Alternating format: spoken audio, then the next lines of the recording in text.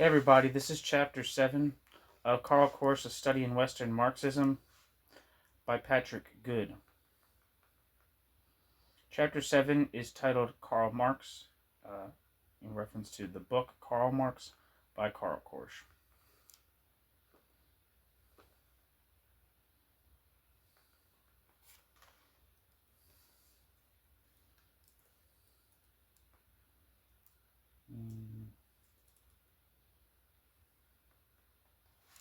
One second.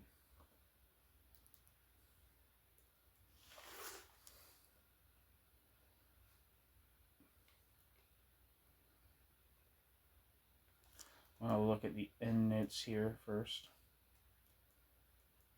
just to get these out of the way. It says, the program of the study circle was 1. What does the restoration of Marxism mean? 2. The historical Marx. 3. Marx as politician. 4. Marx as an economist. 5. Marx as a philosopher.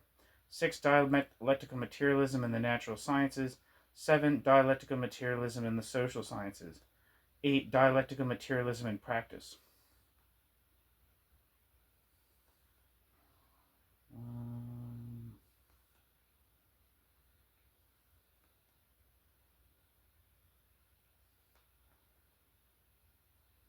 Says a balanced view of Korsch's connections with the Frankfurt School is to be found in Phil Slater's book, The Origins and Significance of the Frankfurt School.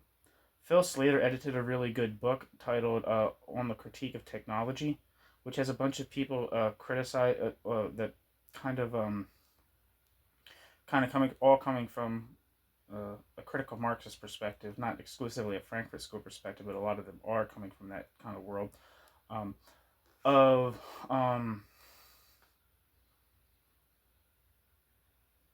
kind of a critique of the tendency within Marxism to take the relations, the forces of production for granted is in some sense neutral, as opposed to being fundamentally, as opposed to technological development and technological application in production being fundamentally defined by capitalist imperatives. Very good book. Couldn't recommend it enough. It says, see the publisher's blurb for the, quote, Modern Sociologist series. Quote, it is hoped that these books will serve not only as textbooks in the universities and adult education classes, but also as a systematic introduction to any intelligent reader to the best of the modern thinking about the social world in which we live and work, end quote.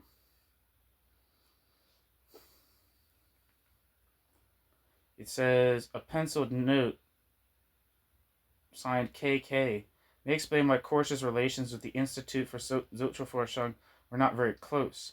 Against a remark on the tricks used by E.H. Carr in his biography of Marx,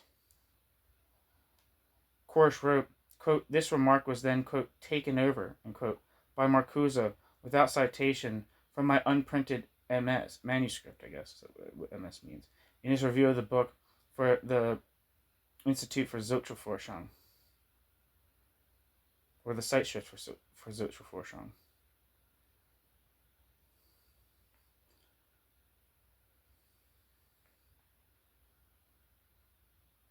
The remark referred to is on page 104. The books reviewed are Ryazanov, Marx, and Engels, which I think is actually on this channel.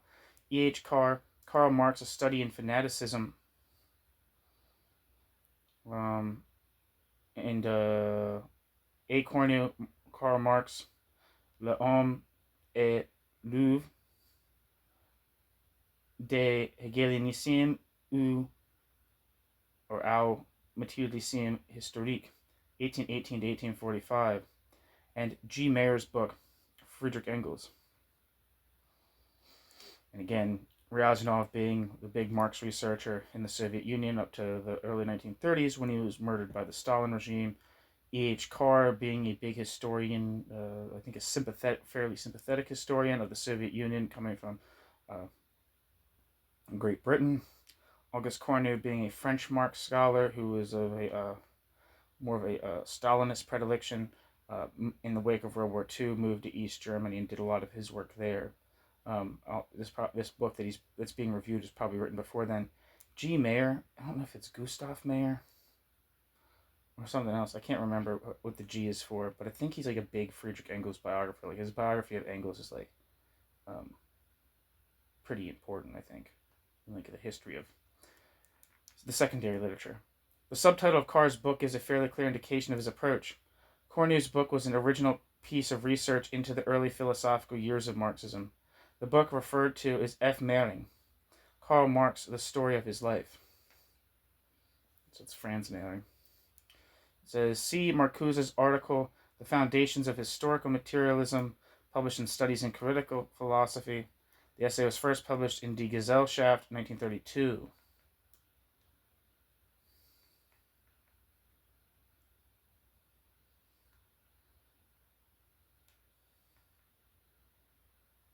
It says, Dr. Rumney's thoughts on Korsch's original proposal are unfortunately not documented.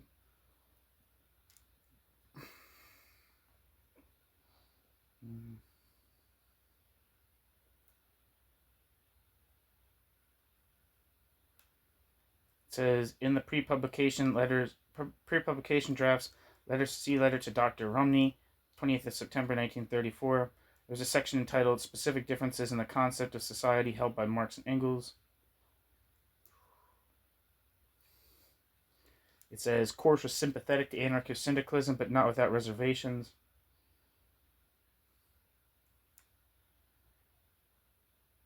The following discussion has been greatly influenced by A. Kolakowski's book, The Alienation of Reason, A History of Positive Thought, and Alfred Schmidt's book, The Concept of Nature in Marx.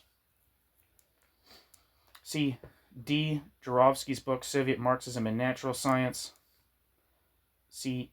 Herbert Marcuse's book, Soviet Marxism, quote, the emphasis on the dialectic of nature is a distinguishing feature of Soviet Marxism in contrast to Marx and even Lenin, end quote. Marcuse. Quote, nature, this is from Engels, Anti-Durian, quote, nature is the proof of dialectics. In the last instance, it operates dialectically and not metaphysically, end quote. Engels. And again, I think that right there, a lot of times you hear me say in these videos, for in the tradition of Marxism, metaphysics particularly means a metaphysics of stasis versus a metaphysics of movement. And I think that's really expressed in that last statement. I'm going to reread it. Nature is the proof of dialectics. In the last eighth instance, it operates dialectically and not metaphysically.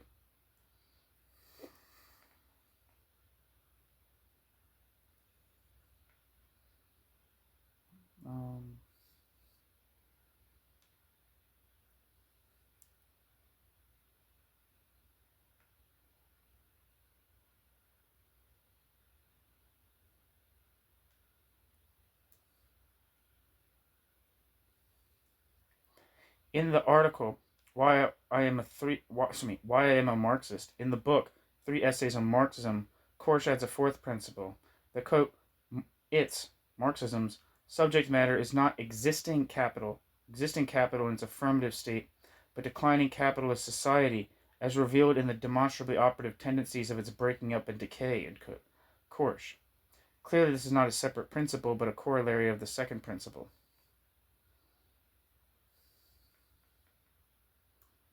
See Franz Birkenau's review of Korsch's Karl Marx, which admits that it is a, quote, model textbook, end quote, of Marxism.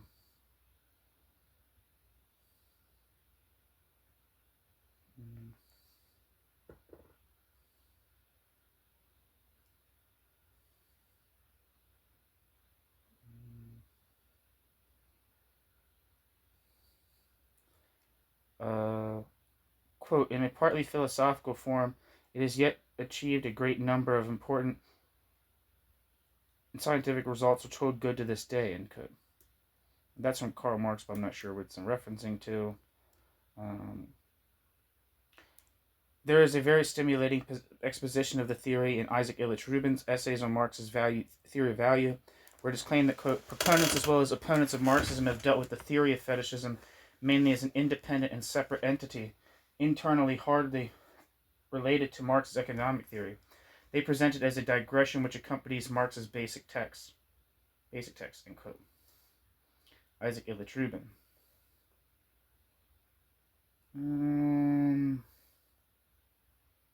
Yeah, okay, so there's the end of the endnotes.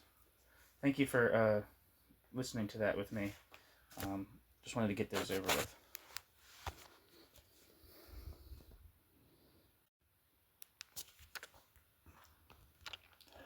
Okay, on to the text itself. In 1928, Korsch's mandate to the Reichstag expired. He did not stand again, and the Kommunistische Politik group dissolved itself. His main work was now to be the organization of a Marxist study circle whose members were for the most part middle-class intellectuals. The circle he directed in the last few months before Hitler's seizure of power, from November 1932 to February 1933, the quote, Study Circle for Critical Marxism, and quote, had a study program significantly entitled, quote, What is Living and What is Dead in Marxism, end quote. 4 of the 8 meetings discussed philosophical questions such as the application of the dialectical method to the natural and social sciences. The circle held its meetings in an experimental school in Neukölln, Berlin, the quote, Karl Marx school, at which Korsch's wife was a teacher. The circle was attended by Lukács, but probably the most well-known figures it influenced were Bertolt Brecht and Dublin. Although a former participant in the study circle, W. Rasch has written, quote, Korsch became Brecht's real teacher in the sphere of Marxist theory, end quote. Brueggemann had correctly noted that Brecht himself counted a diverse miscellany of people as his, quote, teachers, such as Sternberg, Tretyakov, and Stefan. This is too complex a question to enter into here, and in any case their relationship has been thoroughly examined in the literature. The less well known is Korsch's influence on Alfred Dublin, author of Berlin Alexanderplatz, and other novels which are only now becoming widely known in the English-speaking world. He was one of the most regular participants in the study circle immediately before Hitler's seizure of power. Hitler's seizure of power meant that any kind of oppositional politics, even of such a minimal type as the study circle which Korsch had been directing, was now a risky affair. Yet he did not flee the country immediately. He may have shared the illusions of many socialists and communists that Hitler's power could not last, but it became increasingly obvious that the apathy of the labor movement, which had been an important factor in Hitler's victory, still persisted. In fact, Hitler rapidly consolidated his position, which made even survival difficult for opposition groups.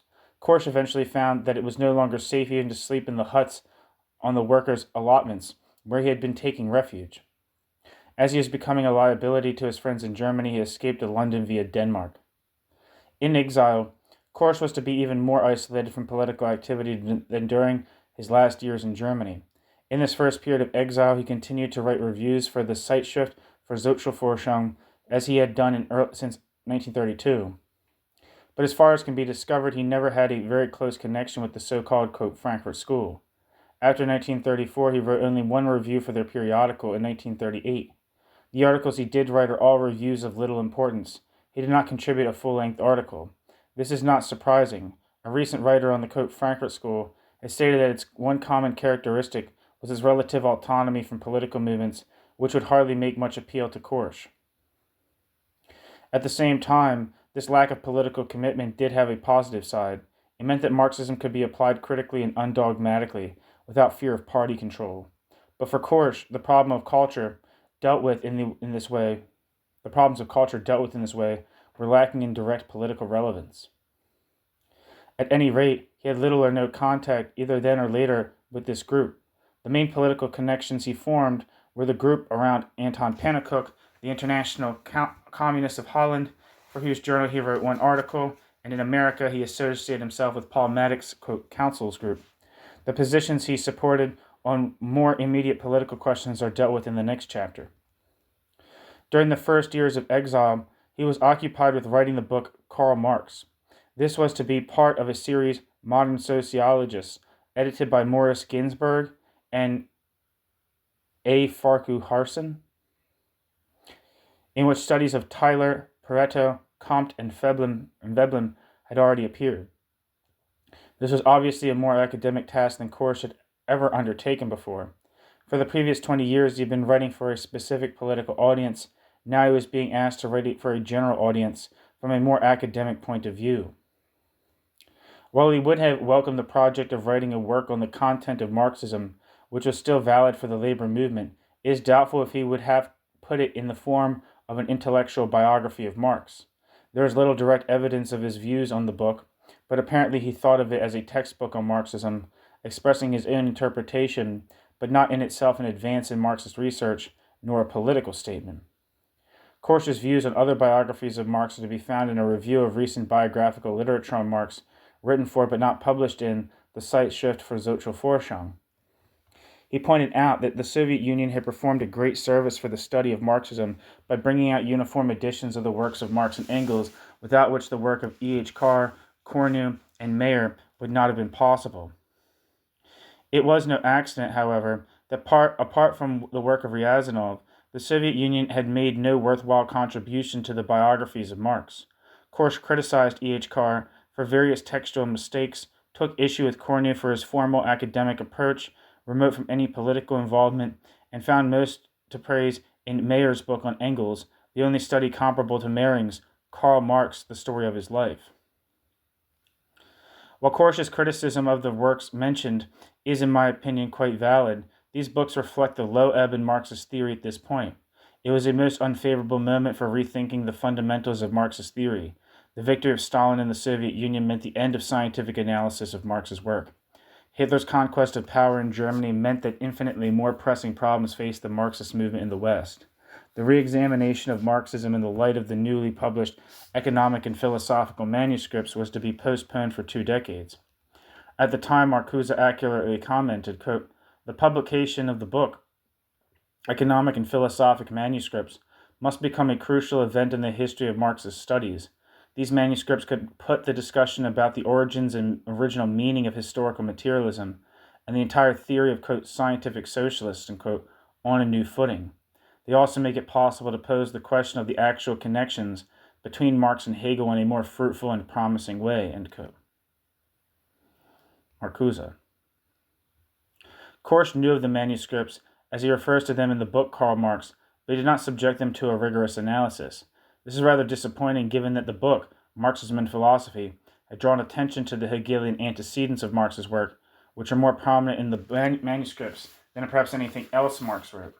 Before analyzing the book Karl Marx, it is necessary to resolve a problem of interpretation. Did the academic requirements of the Modern Sociologist series impose a serious constraint? The answer is to be found in the introduction to Korsch's book itself, which is very explicit about the practical revolutionary message of Marxism, though admittedly its relevance to contemporary politics is left rather vague.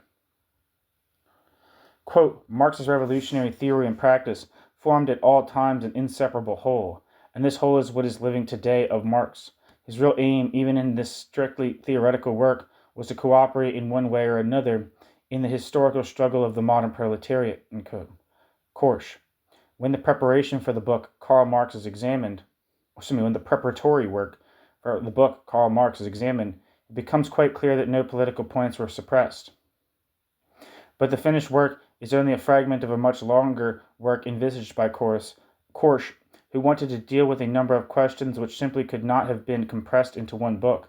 I shall now examine the series of drafts written for the book Karl Marx.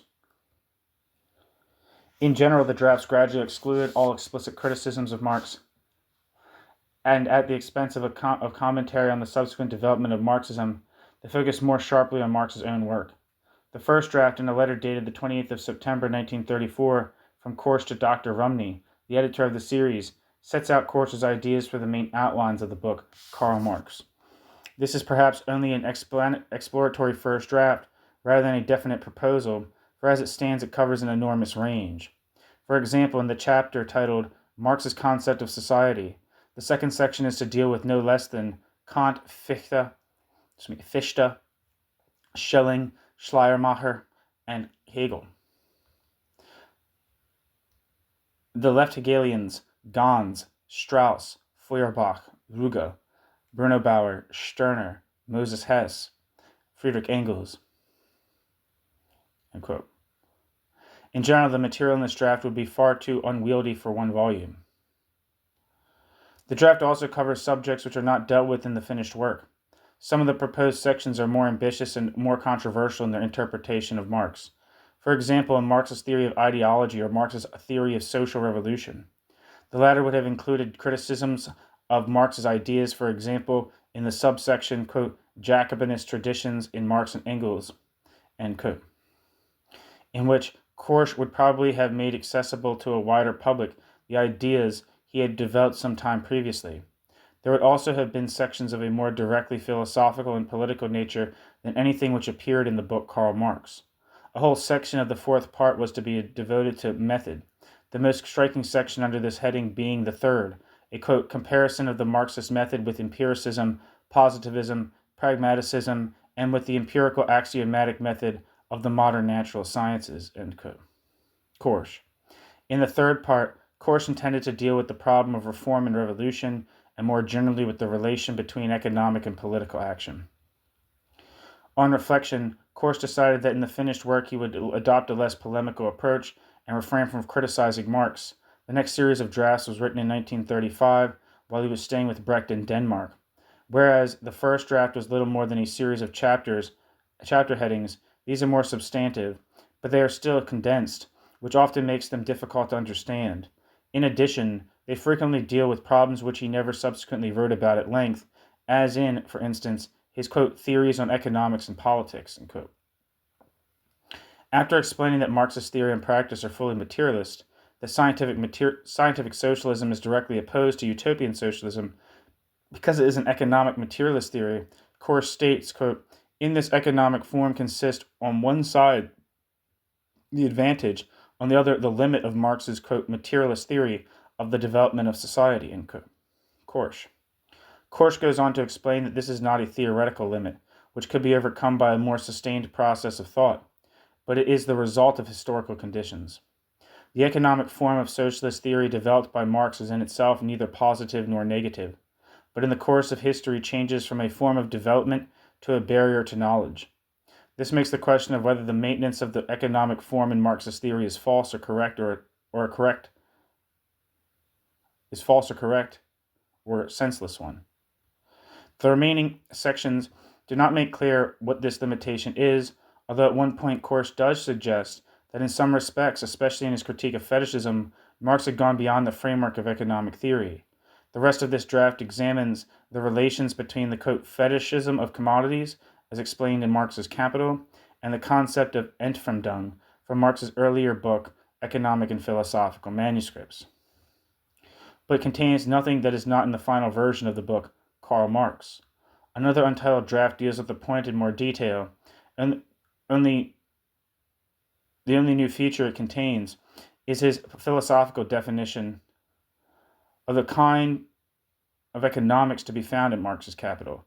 Quote, the normal and typical form of, quote, critique in Marx's Capital is neither the first, transcendent, nor the second, immanent, but the third, quote, transcendental form, end quote. Korsch.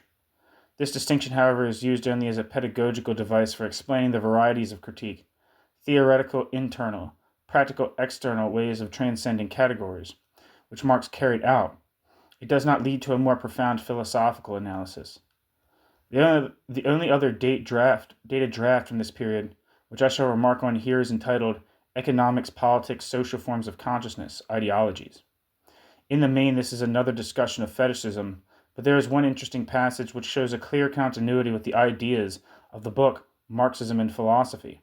The economic concepts of the bourgeois mode of production, quote, themselves belong to the same bourgeois world as a real object, as the real bourgeois relations of production, and in their structure, etc., can be determined, influenced, upheld, and confirmed by the real world.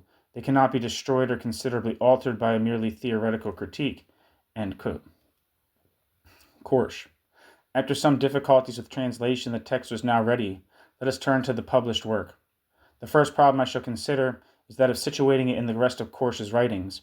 As a point of reference, I shall take Rusconi's opinion that, quote, in the monograph on Karl Marx of 1938, Marxism is explicitly treated as a science of society in the sense of rigorous empirical research, which does not require any philosophical foundation.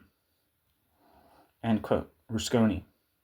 Superficially, there is a striking impression here that Korsch does incline to a more scientific view of Marxism than is to be found in the earlier, more, quote, philosophical book, Marxism and Philosophy. This is especially evident in certain passages. For example, when he says that, quote, Marx's new science is in its form, above all, a strictly empirical investigation, end quote. Korsch. Here, Korsch takes a position much more oriented to a, quote, science of society than he had done previously. But the case for this assertion about the book Karl Marx obviously cannot be examined by looking at individual passages or remarks. Instead, it is necessary to reconstruct the concepts of science and philosophy, and the relation between them, which inform the book as a whole. The reader will remember that the main thrust of the earlier book, Marxism and Philosophy, was that the Second International version of, quote, orthodox Marxism regarded Marxism as a descriptive science of society, not as a guide to revolutionary action. The impulse to revolutionary action was to be found in the earlier philosophical writings of Marx, and to recover this revolutionary impulse it would be necessary to re-examine the philosophical foundations of Marxism to see how the more scientific element of the latter work still served the same end, revolutionary praxis. It is at this basic epistemological level that any connection between Karl Marx, the book, and the book Marxism and Philosophy must be traced. Examination of this problem is helped by the restriction of the book's content.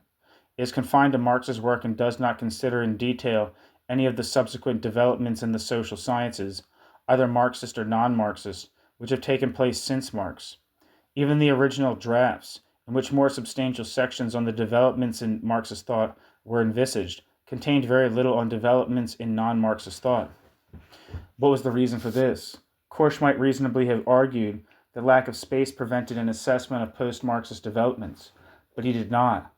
One contemporary reviewer, in criticizing the book, actually mentioned the correct reason. Quote, Korsch is convinced that during the 70 years since Marx published the first volume of Capital, nothing of basic importance has happened in the science of man, ... Generally speaking, Marxism in Korsch's view has nothing to learn from modern sociology, end quote. This is a reasonable comment, but Korsch himself had said that, quote, in Ricardo's economic system and in Hegel's philosophy, bourgeois society have reached the highest grade of social consciousness, of critical self-consciousness, of which it was capable without violating its own principles, end quote. Korsch. Marx himself had thought that after Ricardo, economics lost all pretensions to being a science and descended to the level of, quote, vulgar apologetics, end quote. Korsch simply extends this view to all post-Marxian social sciences. He makes the further claim that while, quote, bourgeois economics was becoming increasingly, quote, apologetic, Marxism was gaining in scientific relevance.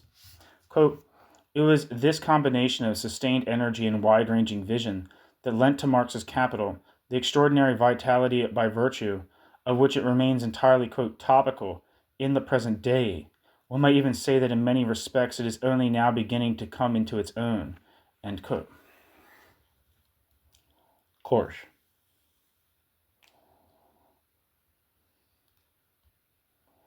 While not discussing subsequent developments in non-Marxist thought, he does not examine changes in Marxist thought either. As he wrote in the introduction to the book Karl Marx, quote, it is the purpose of this book to restate the most important principles and contents of Marx's social science in the light of recent historical events and of the new theoretical needs which have arisen under the impact of those events.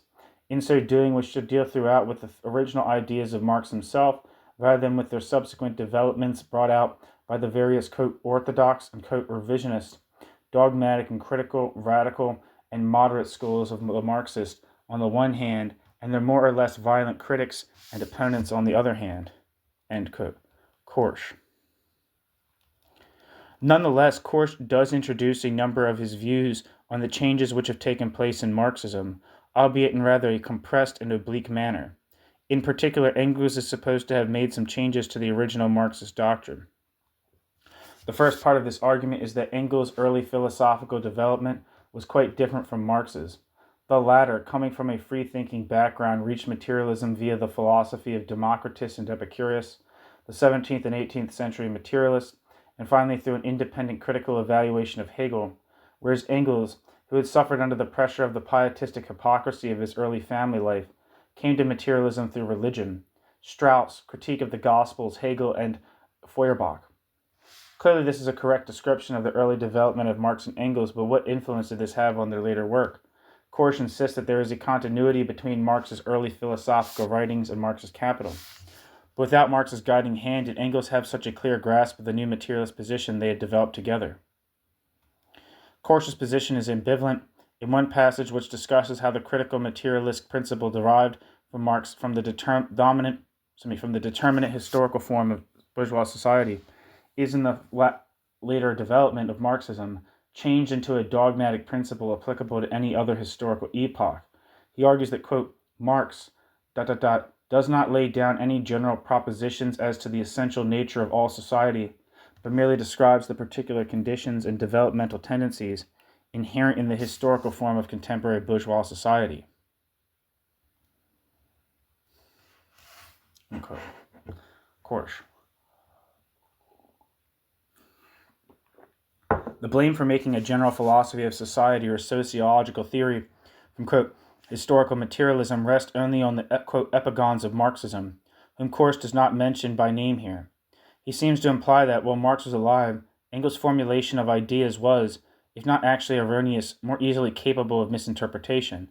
After Marx's death, Engels began to reveal more clearly a tendency to mistaken formulations. Quote, in his last period, Friedrich Engels no longer adhered on every point to the great scientific advance, the materialist conception of history worked out by Engels in conjunction with Marx, end quote.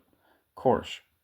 This applies particularly to Engels' theory of the reciprocal relations Wechselwirkungen between the quote base and quote superstructure, which he expounded in a series of letters at the end of his life.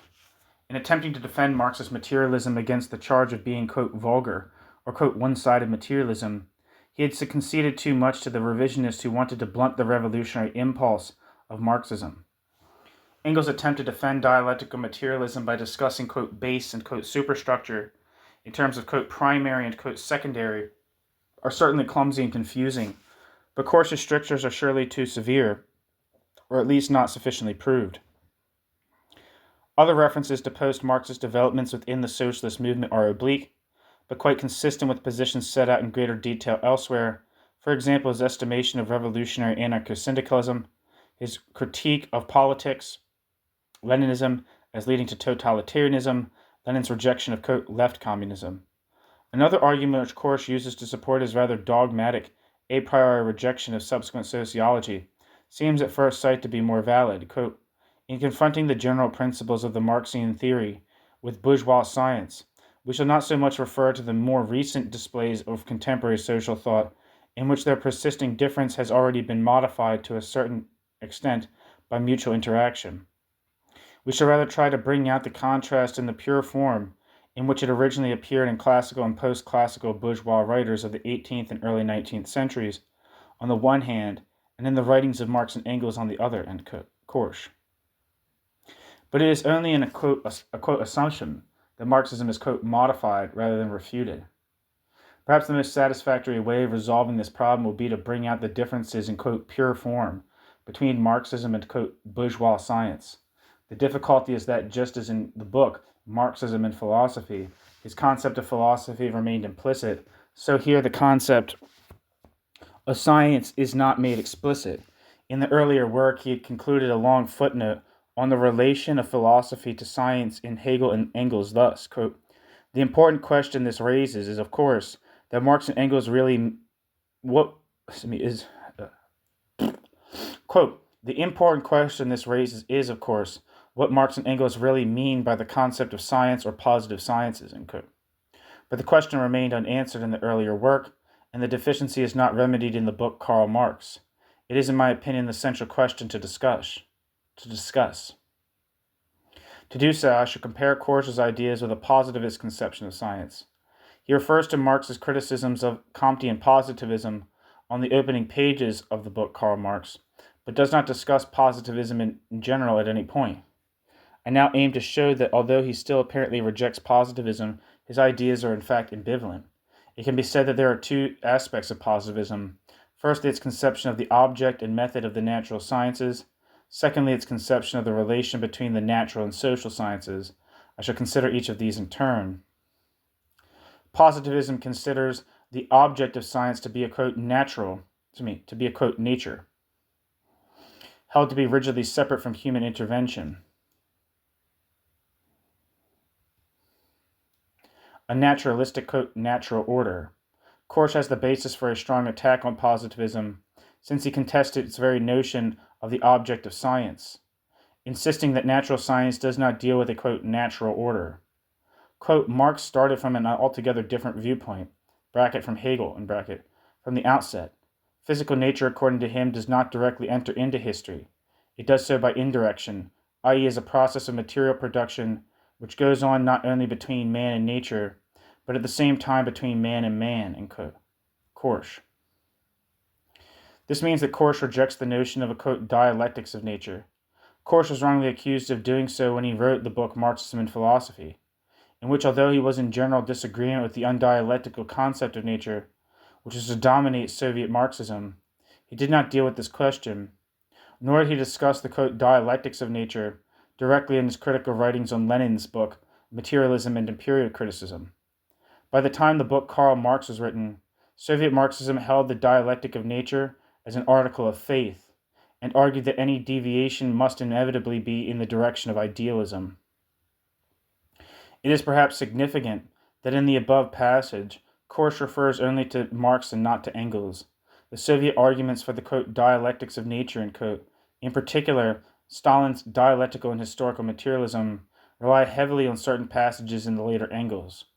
At the time of the earlier controversy, Lukács had sharply criticized Engels, quote, but Engels' deepest misunderstanding consists in his belief that the behavior of industry and scientific experiment constitutes praxis in the dialectical philosophical sense.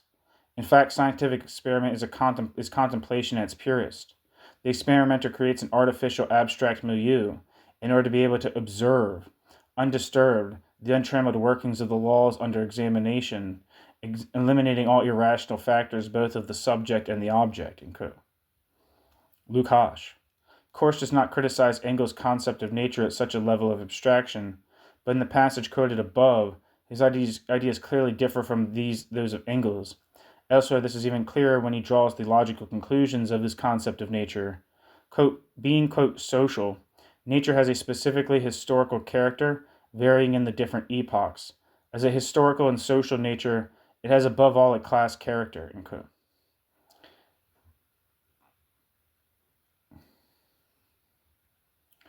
He cites examples from Marx to show that the cherry trees growing in front of the philosopher's window are not of, quote, natural origin. Modern food, and likewise the knife and fork it is eaten with, are not, quote, natural products. But these examples only show that nature is modified by society, not much more.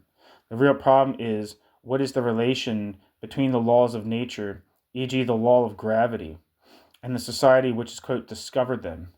Because Korsch avoids the much more complicated question, this argument against the positivist conception of nature are valid only to a limited extent. He has not shown that the positivist notion of the object of science is fundamentally incorrect.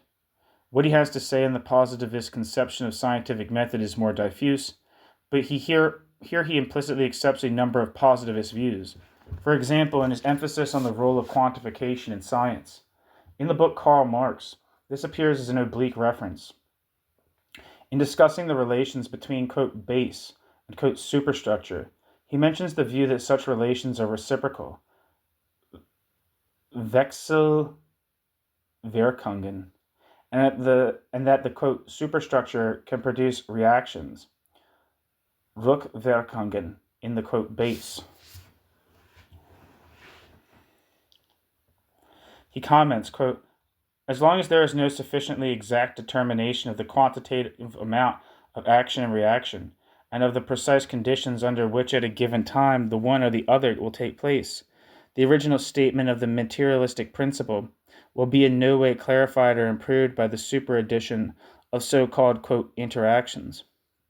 It is on the contrary deprived of all precise meaning by that utterly meaningless addition, and thus transformed into a scientifically useless phrase, end quote.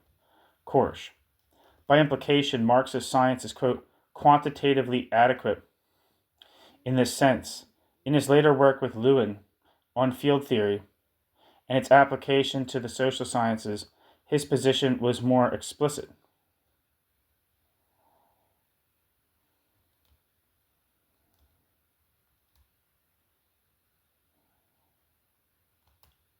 Quote,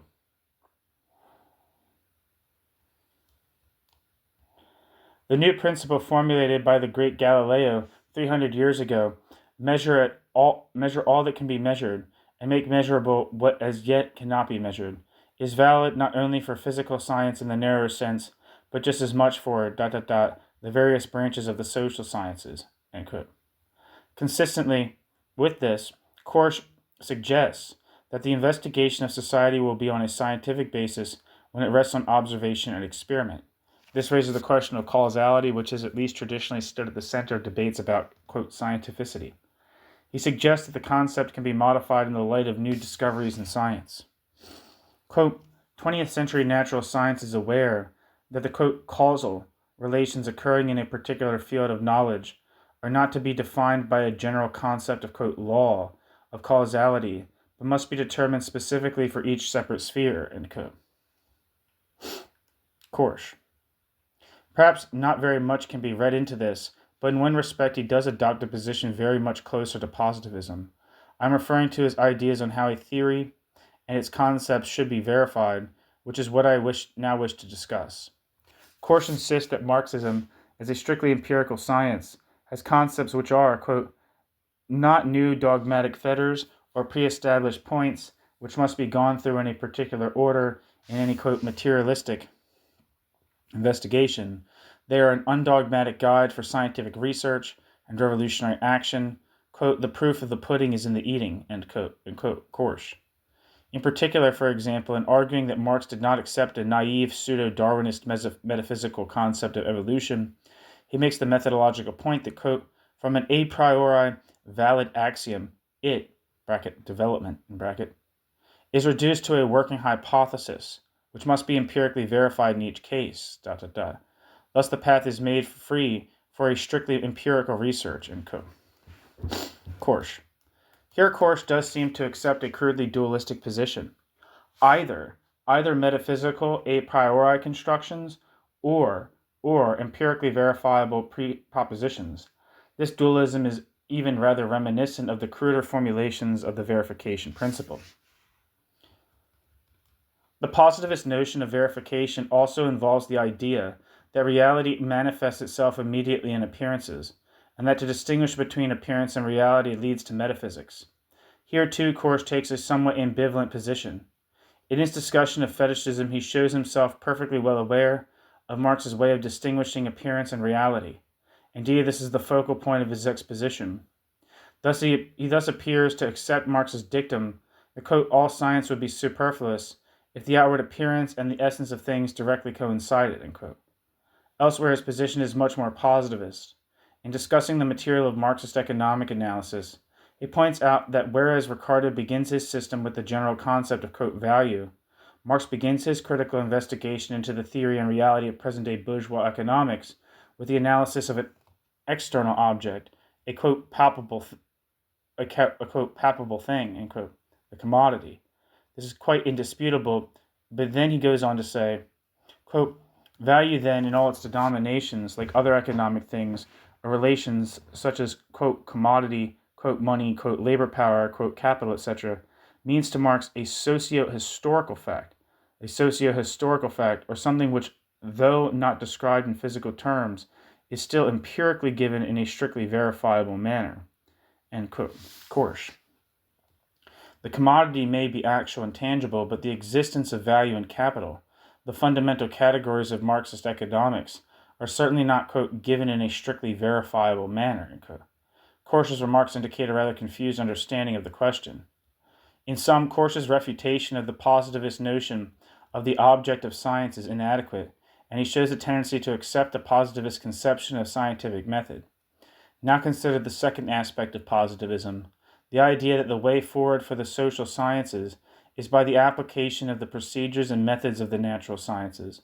Korsch certainly does not hold the idealist view that there are certain features of human action which make the method of the natural sciences inappropriate to a scientific study of society. What was his position on the relation between natural and social sciences? He states quite clearly that, quote, bourgeois materialism has revolutionized the natural sciences. The proletarian materialism of Marx and Engels proposed from the outset to subject the historical and social world to the same materialistic principle. End quote. Korsch. This is very evidently a positivist view, and the passage quoted is from a Marxist standpoint, rather curious in two respects. Firstly, in the Marxist conception, surely it was not, quote, bourgeois materialism which itself brought about a revolution in the natural sciences. Was it not rather the presence of certain social conditions which was the basis for the rise of both, quote, bourgeois materialism and natural science? Secondly, are there not also certain preconditions for the full development of the social sciences, namely a rational planned society, which has the necessary regularity and consistency for scientific method to be applied to it? I find that here too, as on other aspects of positivism, Korsch's position is ambivalent. He can state the case against positivism formally. Quote, positivism could not move with freedom in the new field of social science, but remain tied to the specific concepts and methods of natural science, end quote. But in fact, his own exposition of Marxism as a science does make a number of assumptions about the nature of science which are definitely positivist in character. I would now like to analyze his exposition of Marxism as a science. The new materialistic science is said to have three basic principles. The first is that of historical specification. Quote, Marx comprehends all things social in terms of a definite historical epoch. He criticizes all the categories of the bourgeois theorists of society in which that specific character has been effaced. This principle is not only of theoretical significance. The principle of historical specification, besides its theoretical significance as an important method of sociological analysis and research, becomes a first-rate importance as a polemical weapon in the practical struggle waged against the existing conditions of society. End quote. Korsch. For example, the first objection of the bourgeoisie against communism is that the communists want to do away with property. Korsch quotes the answer of the Communist Manifesto that the abolition of the previously existing property relations is not a characteristic peculiar to communists. They only wish to abolish a specific form of property, i.e., bourgeois private property in the instruments of production, itself a historical product of a different kind of property relations, which have been destroyed by capitalism. He shows how Marx deals in a similar manner with bourgeois objections to communism on the questions of personality, freedom, education, the state, law, the family, patriotism, eternal truths, religion, and morality. The second of the, quote, basic principles of the Marxist sciences is that Marxism is not positive but critical. Quote, the description of existing bourgeois conditions as specific conditions of a transitory phase in a historical process assumes a further importance as a theoretical basis for critical examination of the structure of present society as a particular historical type of socio-economic formation.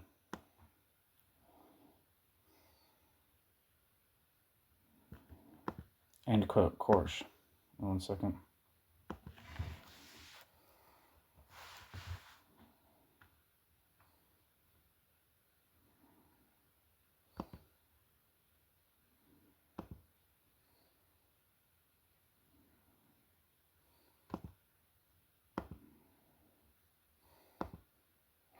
In dealing with this principle apparently most opposed to positivism, Korsch does not make use of the opportunity to critique positivism explicitly. Korsch simply shows that bourgeois thought was critical when the bourgeois class was fighting against feudalism, but this critical feature of bourgeois thought disappeared when the victory over feudalism had been achieved. After this point, real progress in social science is to be made, not by a further positive development of bourgeois principles, but by a critique of them. Long before this critique was carried out by socialists, it had to a surprising extent been anticipated by the last representatives of the classical period of political economy, Ricardo, and German idealist philosophy, Hegel. Marx owed and recognized a great critical debt to these thinkers who had perceived that bourgeois society is inherently contradictory. His attitude to the historical school was quite different because its critique was romantic and reactionary. The third principle is the orientation to practical transformation. The connection with a practical social movement is not a distinguishing feature of Marxism. After all, in its ascendant phase, the bourgeois theory of society was in the service of a practical movement. The victory of the bourgeoisie was followed by a transformation of this theory into a supposedly pure science without presuppositions or value judgments. By analogy, Marxist theory is, quote, not only a theory of bourgeois society, but at the same time a theory of the proletarian revolution, end quote. The content of the science based on these principles is the materialist critique of political economy and the, quote, so-called materialist conception of history and class struggle. Before I examine the principles themselves in more detail, a few basic problems about them need to be stated. Such problems are not really dealt with in the text itself. The first concerns the status of the principles. Do they constitute the logical basis of Marxism, or are they merely a pedagogical device for presenting the ideas of Marxism simply? As a convenient classification, they do succeed in putting forward complex ideas in an easily comprehensible form. This is admitted even by those who are otherwise unsympathetic to the book. From a logical point of view, the principles are much less satisfactory. Is the list of principles supposed to be exhaustive and exclusive? Do the three principles derive from or exemplify one basic principle, which is not explicitly stated? Is there any logical ordering among the three? Perhaps the most fundamental objection concerns the very idea of presenting Marxism as a set of principles, because this implies a new conception of the relation between form and content. One of the strong points of the book, Marxism and Philosophy, was its insistence that it would be incorrect to separate form from content and to exhibit the formal properties of the Marxist system as distinct from its content. This point does not need to be re-examined here. The best criticism of this new feature of the book Karl Marx can be found in Korsch's own earlier work. I should now examine the principles as they stand. It is not necessary to give them equal attention. The principle of practical application has the corollary that the Marxist theory reflects certain aspects of society. Quote, the materialistic theory of the social revolution of the proletarian class is at the same time a powerful lever in that same social revolution, end quote, which is merely a restatement of the notion of the reality of ideology, which is already fully discussed in the book Marxism and Philosophy. Nothing new is added here to that discussion.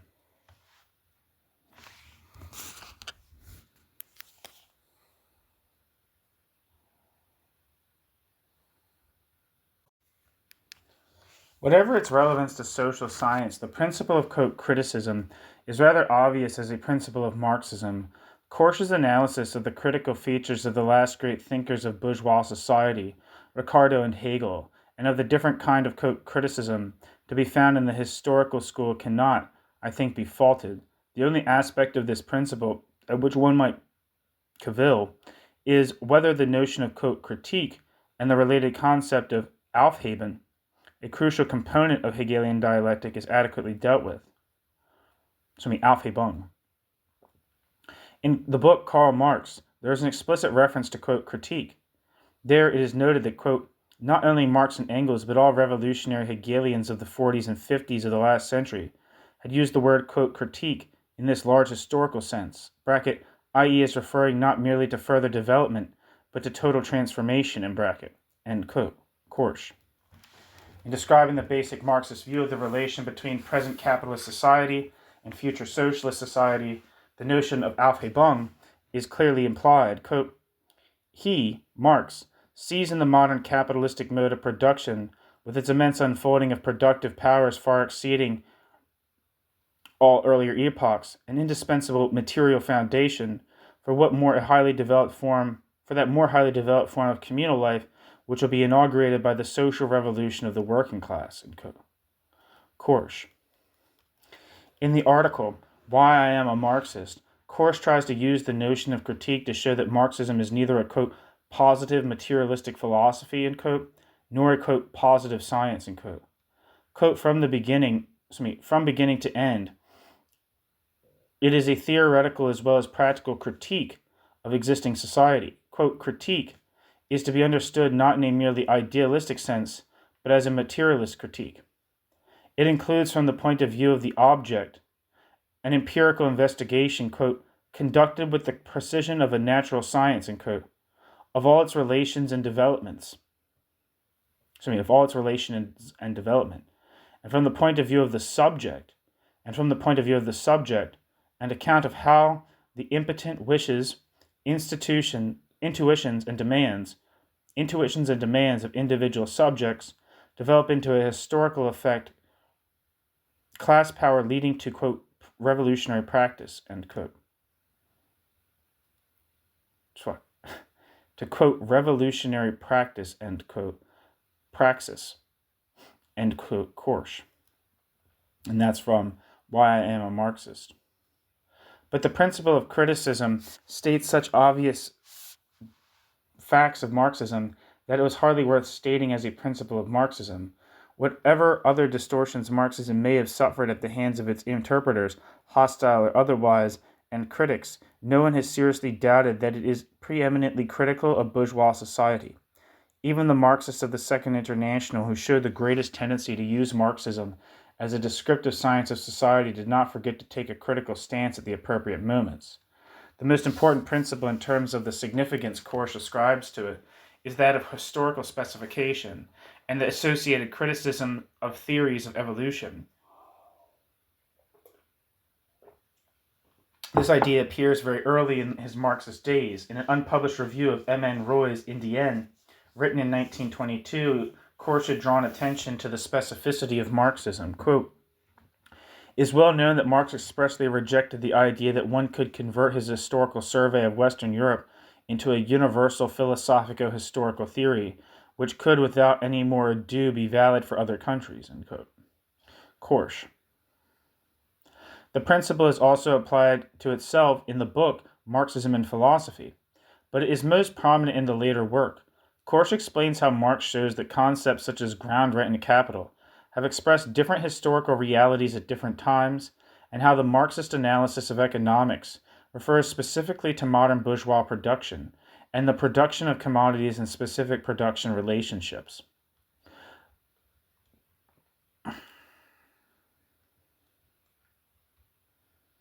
Korsch applies this principle quite consistently. In the book, Marxism and Philosophy, Korsch had applied it to the periodization of Marxism itself. But here he carries it through to the very origins of Marxism. The Marxist version of materialism could only arise when material production is socialized, when, quote, the realm of material production is, formally speaking, completed, separated. Jesus Christ.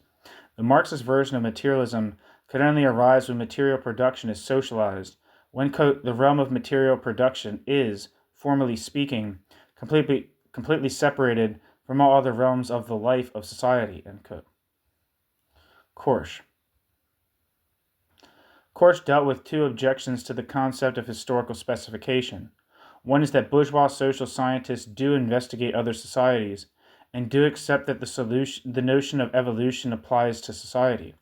Korsch replies that, quote, even where bourgeois investigators speak of a historical, quote, development of society, they do not step beyond the magic circle of bourgeois society. They consider all the earlier forms as, quote, preliminary stages, leading up to its present fully developed form, end quote. Korsch. As opposed to this, Marx argues that the specific kinds of society, Asiatic, antique, feudal, and bourgeois, represent not different but higher or lower forms of social life. The categories of bourgeois society are a key to understanding earlier epochs of the economic formation of society. The other objection Korsch considers is, quote, how does the emphasis on, quote, specification, which we have shown to be the very foundation of Marx's materialistic criticism and research, conform to the equally fundamental demand for some degree of generalization, which is necessarily bound up with every attempt at a truly scientific statement, and is certainly recognized by Marx, end quote. Korsch. Which Korsch answers as follows, quote, just as in modern natural science the general law has no independent existence outside the collection of the particular cases covered by its application, So the social law exists only in the historical development through which a particular form of society proceeds from its particular state in the past to its particular state in the present, and from that to the social forms brought about by its further change. Korsch. Korsch bases this point on the procedure of modern science, which starts from the analysis of the single stone, in the case of the falling stone and the law of gravity. What are the merits of this principle?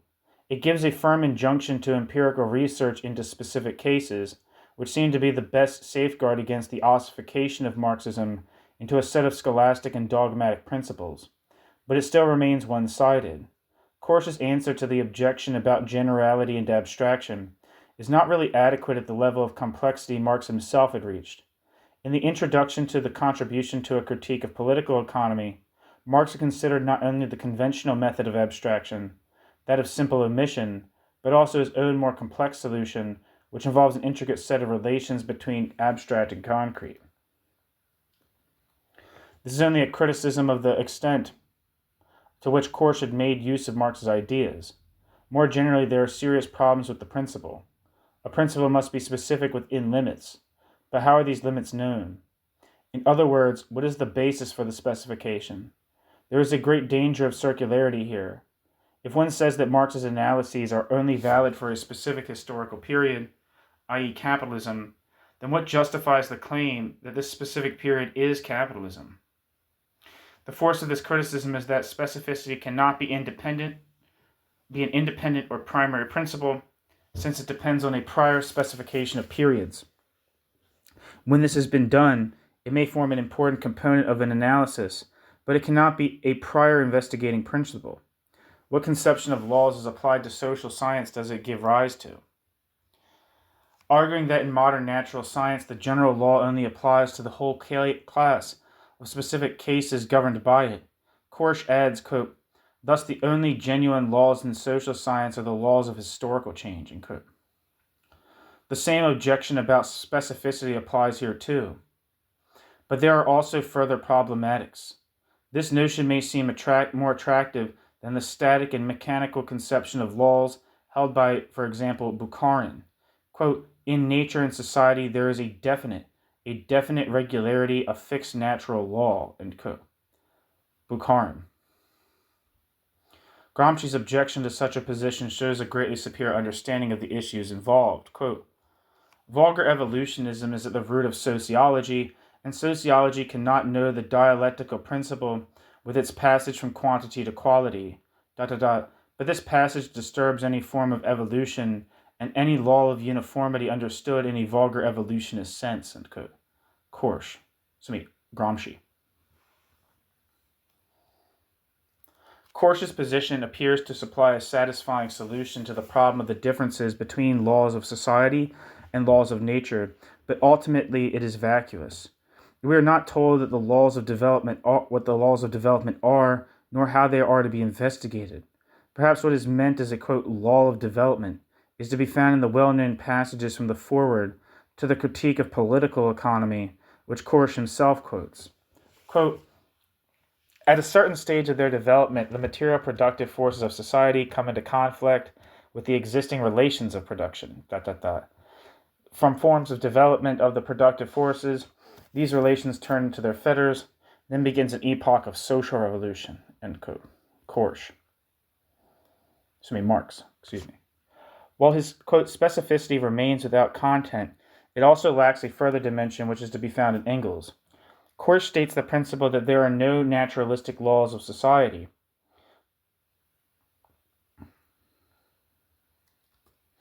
Quote, there is, from the historical and social principle of Marxian science, no absolute and predetermined limit beyond which an apparently, quote, Naturwurzige, end quote, bracket original, and bracket foundation of all social life might not in the future be discovered to be no more than a historical and historically changeable form, unless a form which can be modified and overthrown by a conscious action, end quote. Korsch.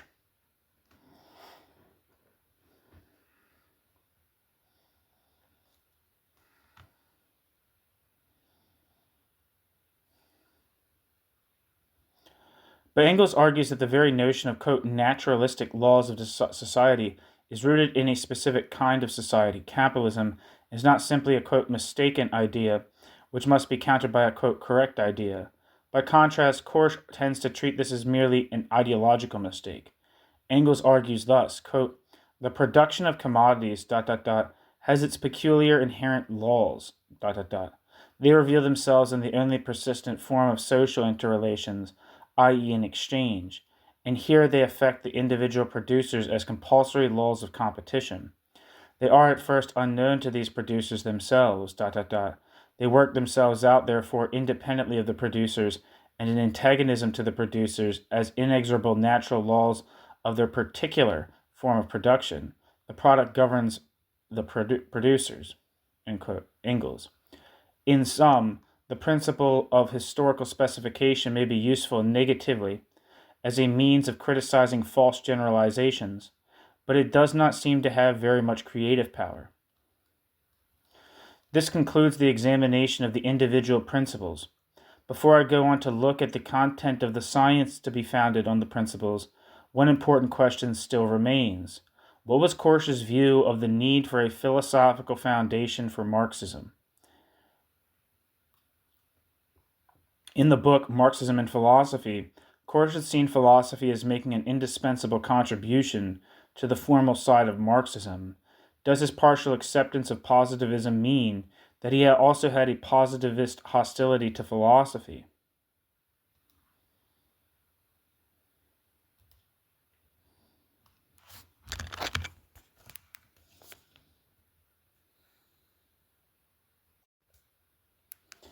This concludes the examination. Oh, excuse me. Where? Sorry, I started rereading. Started the wrong paragraph. In the book Marxism and Philosophy, Korsch had objected to the, quote, scientific socialism of the Second International Marxists and had argued for a re-examination of the philosophical foundations of Marxism. In the book Karl Marx, his position has definitively changed. He does not hold an avowedly positivist position and therefore simply rejects philosophy out of hand. He still maintains that Marx and Engels carried through the critical and evolutionary principle contained in the Hegelian dialectic, and that, quote, even more distinctly than in its contents, the critical element inherent in Hegel's philosophy manifests itself in his method, end quote.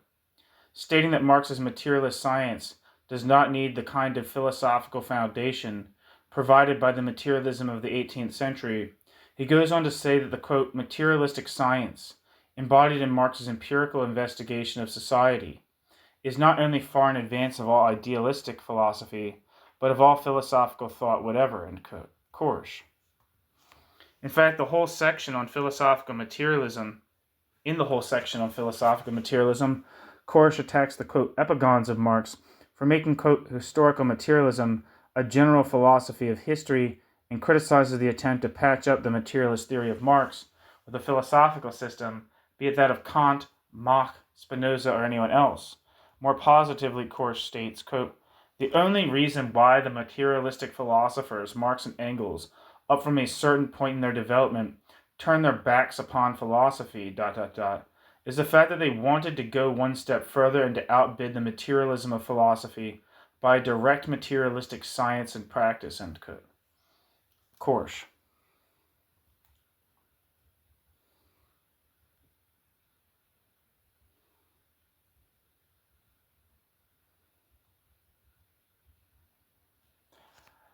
Nonetheless, Marx and Engels always considered it important to combat any non-materialist standpoint, in whatever guise it might appear.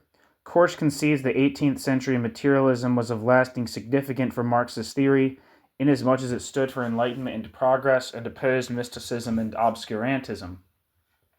But he criticizes Feuerbach's naturalistic materialism on the grounds that it does not allow a true social scientific investigation because it excludes the historical process. As has already been seen, Korsch conceived of bourgeois materialism as applying to the natural sciences. Proletarian materialism extended its methods to the social sciences. The position which is emerging is exactly the same as that so sharply criticized in the book The Materialist Conception of History, i.e. it displaces the accent in, quote, dialectical materialism, end quote, from dialectic to materialism. His new position is much more clearly expressed in his introduction to the 1932 edition of Marx's Capital. Quote, "The dialectic may be compared with the modern axiomatic method of the mathematical sciences, insofar as this method uses an apparently logical constructive procedure to deduce from certain principles the results already arrived at through detailed research." Unquote. Korsch. In an unpublished manuscript of the same year titled Dialectics of Everyday Life, Korsch had even argued that, quote, "basically the dialectic is something quite simple and everyday," end quote. In the book Karl Marx, Korsch hardly discussed the dialectic at all, nor the significance of the early philosophical phase of Marx's writing.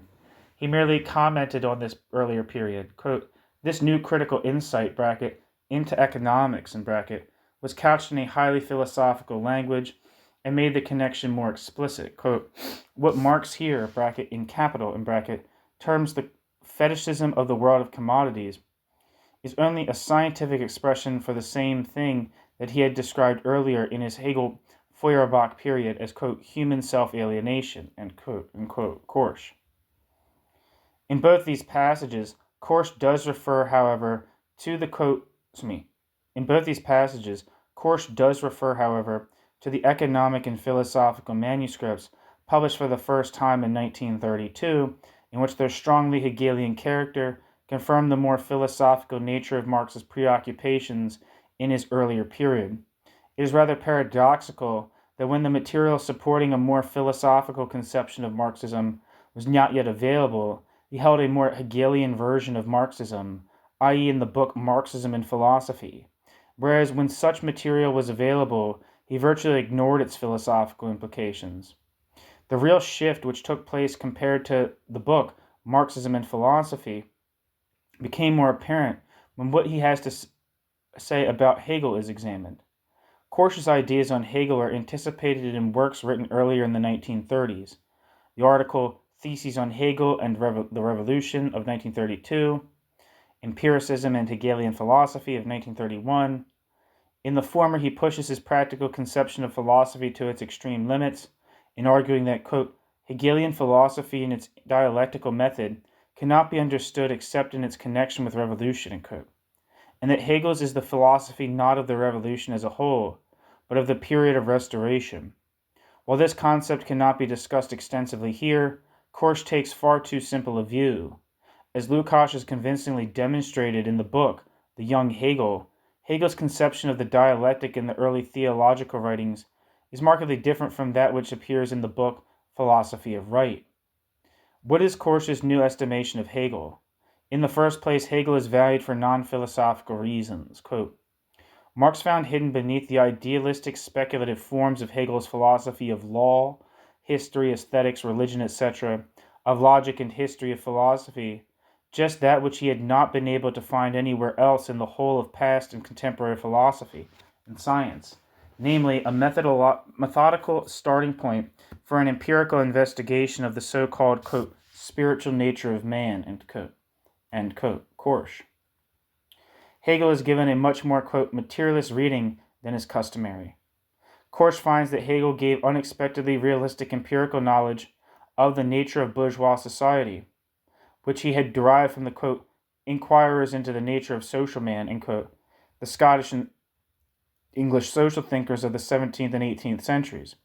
Korsch also argued that this was how Marx himself evaluated Hegel. Quote, "Marx adhered to, in truth, from the very beginning, only to the, quote, natural scientist, end quote, of society, whom he had discovered beneath the mystified disguise of the philosophical explorer of the human mind," end quote. Korsch. Korsch now adopts a new position on the relation of Marx and Hegel, a position which he had earlier rejected. The great difference between them is now said to be that Hegel glorifies the existing institutions of society and argues for moderate progress within the narrow limits of the contemporary Prussian state. Thus, he explicitly limited the application of the dialectic to the past development of society. Marx, on the other hand, argued that the dialectic should not be limited in this way, and should be applied to the future. Korsch now thinks that Marx, quote, in actual fact, completely broke with the whole of Hegel's speculative philosophy, end quote. Korsch. Korsch takes his criticism to its logical conclusion. Korsch argues that in the Marxist system, the real historical development of society, founded on the unfolding of the forces of production, replaces the timeless development of the Hegelian philosophy.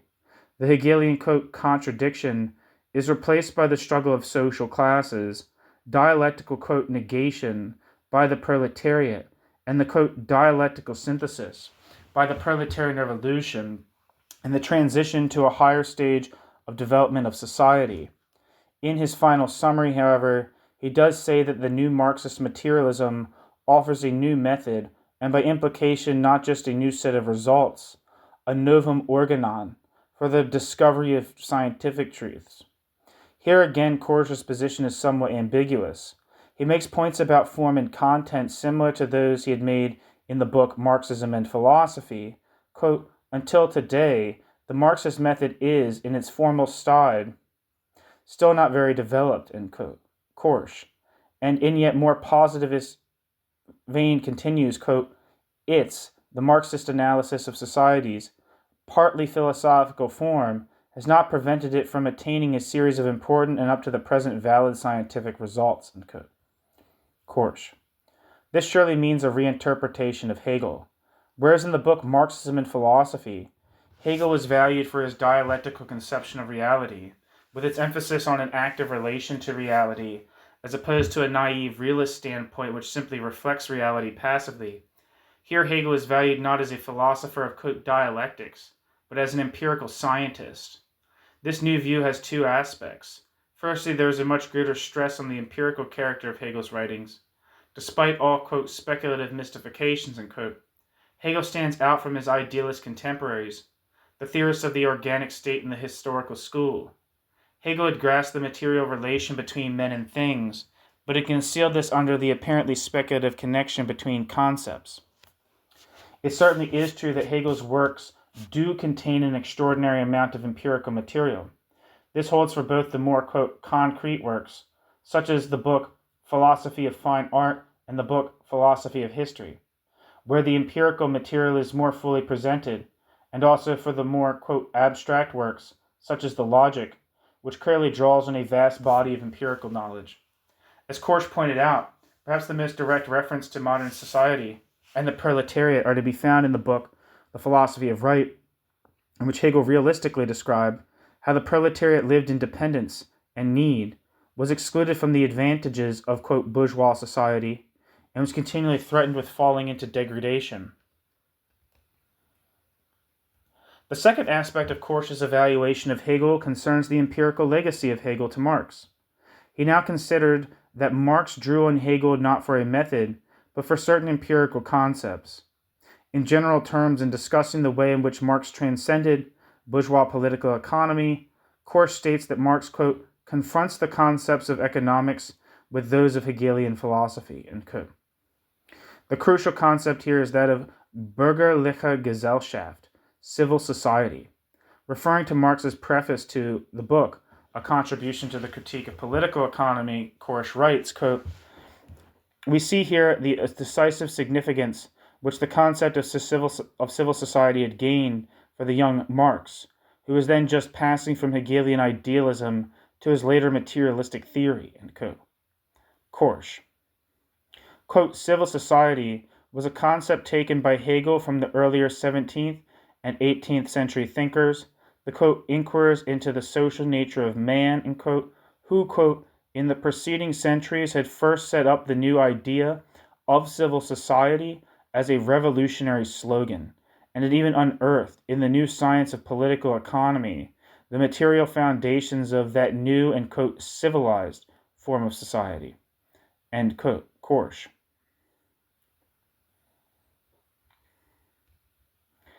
In this interpretation of Hegel, there is a remarkable parallel between Korsch and Lukács.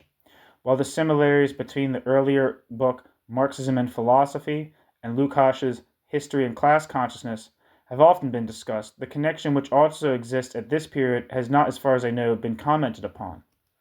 In his book, The Young Hegel, written in 1938, Lukács gives a similarly, quote, materialist reading of Hegel, stressing his dependence on Smith and Ricardo, and the fact that Hegel was the only serious thinker to have busied himself with the problems of the German Revolution. He stated that the aim of his study was to demonstrate that, quote, during one crisis in his, bracket Hegel's, life, at a time when he had become estranged from the ideals of the great contemporary revolution, he found his way out of the labyrinth and back to dialectics with the aid of a compass provided by political economy and in particular the economic condition of England, unquote. Lukács. Although Korsch and Lukács interpret Hegel in a more, quote, materialist fashion than they had done in 1923, the parallel cannot be carried too far. In particular, the political views diverged widely, nor at the time did Lukács express such a positivist conception of Marxist science as Korsch held. This concludes the discussion on the principles put forward in the book Karl Marx, the philosophical basis for the principles, or more correctly, the lack thereof, and the kind of science which they were meant to support. By far the largest part of the discussion so far has concerned the, quote, formal side of the problem, because this is the book Karl Marx's distinctive feature, that is, its conception of philosophy and science. It now remains to examine the content of the Marxist science as it is there presented. Korsch argues that Marxism has a twofold content, the materialist conception of history and political economy. The materialist conception of history has to a large extent been discussed already in connection with the question of philosophy. It will be more useful to discuss the single general statement made in the last chapter of the book Karl Marx, which subsumes them both. Korsch states that the most important contributions made by Marx to the investigation of society consists in that he, quote, 1. Related all phenomena of the life process of society to economics. 2. Conceived of economics itself as a social science. And 3. Defined all social phenomena historically. End quote. Korsch. What does Korsch mean by, quote, economics? Korsch argues that Marxism is not economics in the conventional sense at all. Quote, political economy, as distinct from the adulterations of the, quote, vulgar economists of the 19th century, and from the more recent attempts at an entirely new start, originated historically as an integral part of the new science of civil society, created by the bourgeoisie in its revolutionary struggle to establish this very society, end quote. Korsch. Korsch insists that the concepts Marx uses are not economic ones in the narrowest sense, but concern the social relations between men. Thus, in Marx's hands, political economy becomes the science of social labor, gesellschaftliche Arbeit. With the exception of one chapter, Chapter 7, titled The Fetishism of Commodities, Korsch's exposition of Marx's critique of political economy is unremarkable. Only a brief outline, therefore, will be given here. Korsch begins by establishing the relation between Marxism and classical political economy. In his early period, Marx's critique was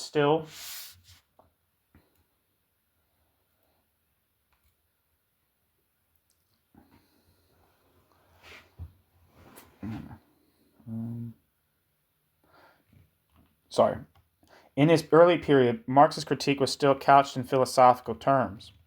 The next chapter departs from the main argument to make the rather confusing claim that during his further study of political economy, Marx laid a greater stress on economic theory itself.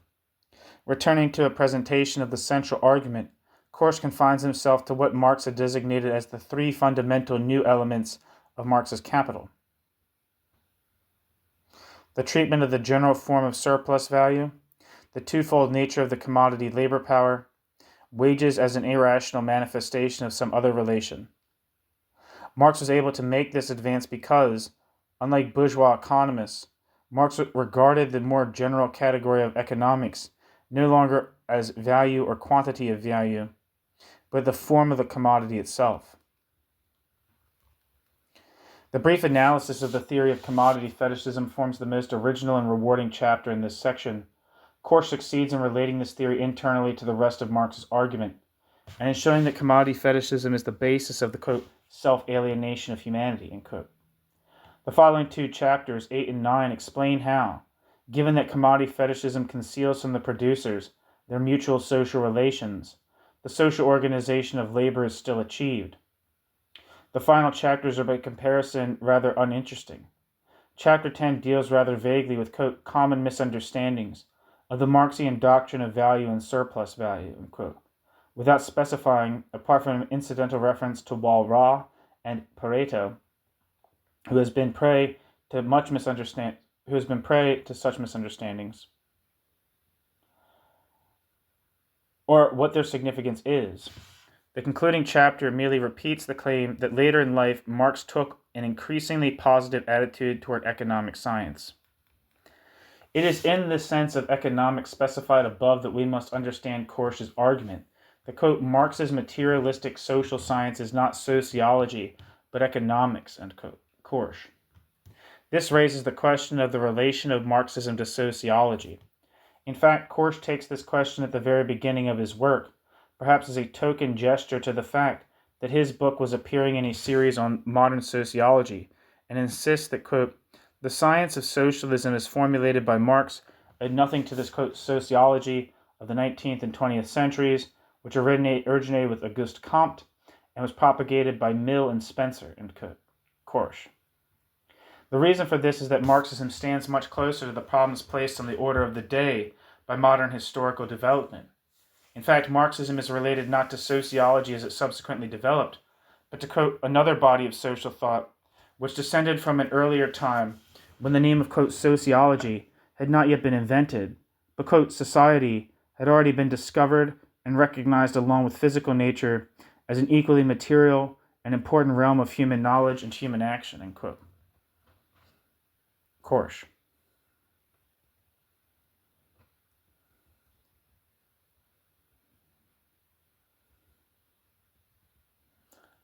Korsch's point about the relation between Marxism and its earlier, quote, sociological counterparts is valid, but his explanation of the subsequent development of sociology is too simplistic. Quote, it would be more correct to say that since, Comte, bourgeois social thought has been a reaction against the theory and thus also the practice of modern socialism. Up to the present day, quote, sociologists have endeavored to submit to another way of answering the embarrassing questions first raised by the proletarian movement. From this standpoint, only is it possible to understand the essential unity of the manifold theoretical and practical tendencies which during the last 100 years have found their expression under the common denomination of sociology, end quote, Korsch. Korsch states this view in a little more detail in the Paris manuscript. Quite a few of the most significant figures in the later development of sociology emerged in direct confrontation with the Marxist theory of society. Korsch names from the preceding two generations Tönnies, Stammler, Max Weber, Troeltsch, Scheller, and Mannheim. It is perhaps surprising that he does not have more sympathy for the last mentioned, whose work on ideology was concerned in some respects with questions similar to those dealt with in the book Marxism and Philosophy.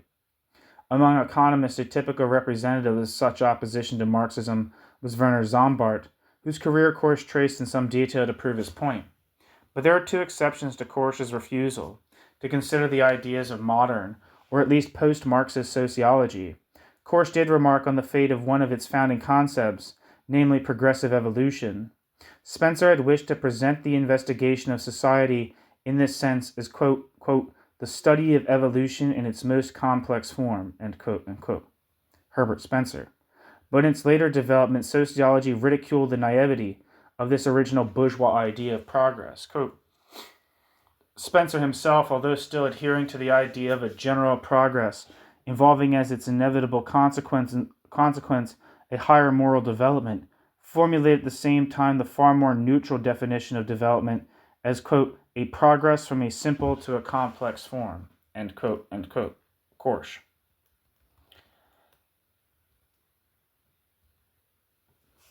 As capitalist society loses its dynamic, its theoretical reflection assumes completely static forms. Some of the ideas Korsch puts forward here are more philosophically expressed in Gramsci's critique of Bukharin. The latter, it will be remembered, was the prime exponent of a mechanical and rigid materialism.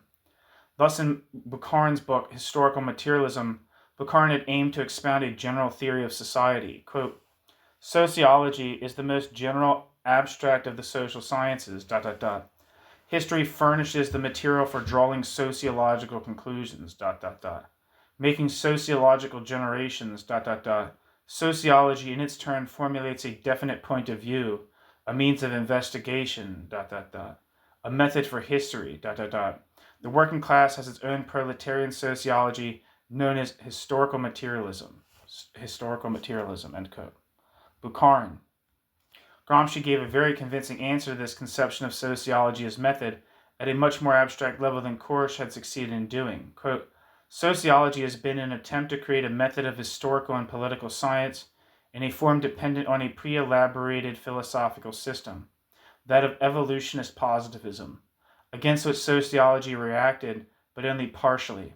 It therefore became the philosophy of non-philosophers, an attempt to provide a schematic description and classification of historical and political facts, according to criteria built up on the model of natural science, end quote. Gramsci. In the book Karl Marx, however, Korsch did not discuss Bukharin's work at all. Korsch's strictures on founding a, quote, general theory of society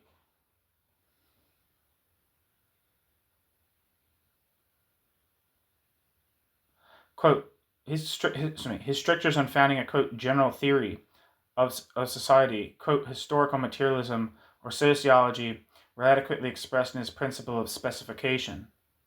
The other exception is mentioned in a draft written in 1935. It relates to the materialist theory of consciousness and ideology, which he was not able to examine in the book Karl Marx, to the extent he would have liked. Had he done so, he would no doubt have removed the rather confusing impression left by this passage. Quote, the treatment of economic concepts in the materialist critique of Marx contains the key to understanding the materialist theory of consciousness. Therefore, to the Marxist theory of ideology, or as the same area has recently been called by Marx's imitators, the, quote, sociology of knowledge, end quote, Mannheim, end quote, Korsch. These remarks on the conception of sociology in the book Karl Marx conclude my exposition of its argument. My overall assessment of the book Karl Marx is that it is Korsch's least satisfactory major work. Admittedly, Korsch was not given a completely free hand in terms of length, assuming that he would have wanted to write an intellectual biography of Marx, and not an evaluation of Marx's contribution to the socialist movement. I have shown, however, that despite the restrictions he was working under, he does manage to make quite a number of political points about Marx and his successors, and his analysis of Marxism itself is quite consistent with what he was writing in other less restrictive publications. The main value of the book today is still as a model textbook of one crucial aspect of Marxism, political economy, which is also the most difficult.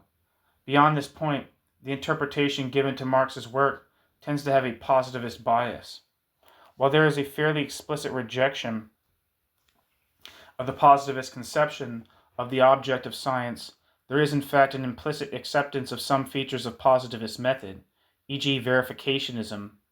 This tendency toward positivism is particularly evident in his attitude towards philosophy. In denying that Marxism needs to be supported by the kind of materialist philosophy evolved in the 17th and 18th centuries, he seems to deny that Marxism needs to have any kind of philosophical basis. The contrast with the book Marxism and Philosophy is very striking. The direction he was taking there towards a re-examination of the epistemological bases of Marxism is, in my opinion, one that opened up greater possibilities for the creative application of Marxism. The attempt to do so directly, as in the book Karl Marx, without any philosophical prolegomena. Instead, he rejects philosophy, leads to the vacuity of the principles of Marxism Korsch proposes. It cannot be denied that the principles have a certain validity as a way of presenting Marxism as a useful heuristic device, but the claim that they are the principles of Marxism cannot be supported. Indeed, the whole conception of presenting Marxism as a set of principles is rather formalist. It begs many philosophical questions about the status of such principles, the dualism of formally valid universal principles. Empirically verified concrete application is not satisfactorily resolved, even if, quote, concrete application, end quote, is considered to be a principle. The unsatisfactory nature of such a principle does not emerge in the book Karl Marx, where the limitations of space prevent Korsch from being able to show how this principle could be applied to the world situation post-Marx. Thus, there is a marked difference between the book Karl Marx and the book Marxism and Philosophy. The book Karl Marx lacks the philosophical subtlety which distinguished the earlier work and shows a trend toward a more positivist conception of Marxism as a science. Apparently, this would make Korsch's approach more open and less dogmatic, giving greater possibilities for empirical analysis, but for the reasons indicated, it does not do this. This is, however, one important continuity between the two works. This is the continued stress on revolutionary praxis. In the opening sections of the book Karl Marx, Korsch writes, quote, as a materialistic science of the contemporary development of bourgeois society, Marxian theory is at the same time a practical guide for the proletariat in its struggle to realize proletarian society, end quote. Korsch. Korsch closes the book with the last of Marx's theses on Feuerbach. Philosophers have only interpreted the world differently. The important thing, however, is to change it, end quote. Marx. Just as he had closed the book Marxism and Philosophy with another of the theses of similar import, quote, philosophy cannot be abolished without being realized, end quote. Korsch. The book Karl Marx is Korsch's last extended theoretical statement. Although he was not able to present a full interpretation of Marxism, a reasonably clear picture of the direction he was taking does emerge. In the concluding chapter, I shall follow this development through the much more fragmentary writings of the last period of his life. And that is the end of Chapter 7 of Karl Korsch, A Study in Western Marxism by Patrick Goode. The next chapter, the final chapter, is titled Beyond Marxism? Thank you so much for listening.